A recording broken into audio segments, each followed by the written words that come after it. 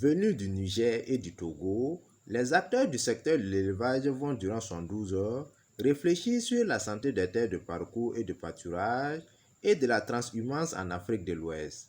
Une rencontre qui s'inscrit dans le cadre du projet d'évaluation participative de la dégradation des terres et de la gestion des terres dans les pâturages et les systèmes pastoraux Praga. La santé des pâturages ou des écosystèmes dépend de l'objectif de production de chaque usager. Et c'est pour ça que cette méthodologie est très importante en complément au dispositif national de suivi des ressources pastorales pour que les gens sachent qu'on peut voir un parcours ou une zone pastorale, penser qu'il est en bonne santé parce qu'il y a des herbes, alors que pour l'éleveur, ces herbes ne sont pas appétables. Donc il n'est pas en bonne santé, il est dégradé.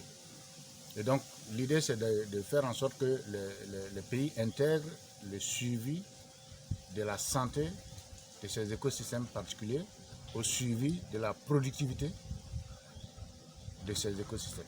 Pour le directeur général des espaces et des aménagements pastoraux Rimgwagodo Amado Wedraogo, le bien-être de l'élevage dans les pays sahéliens et côtiers passe forcément par la mise en place de stratégies et de projets pour récupérer les terres de pâture et de parcours. Si nous voulons que justement l'élevage pastoral, qui est un pan important du système d'élevage dans nos pays sahélo-sahéliens, on puisse vraiment, en tout cas, développer des stratégies pour pouvoir justement mettre cette méthodologie à l'échelle et élaborer des projets dans ce sens pour qu'effectivement, voilà, les récupérations qu'on fait à des fins pastorales soient vraiment d'envergure si nous voulons effectivement que l'élevage continue d'occuper le rôle qu'il est dans nos pays sahéliens. Cet atelier d'échange sur la santé des terres de parcours et de pâturage a aussi été l'occasion pour l'ensemble des participants de saluer l'importance d'un tel projet ainsi que les stratégies développées pour la durabilité de la méthodologie du projet Praga. Le Niger et le Burkina ont un dispositif de suivi de ressources pastorales.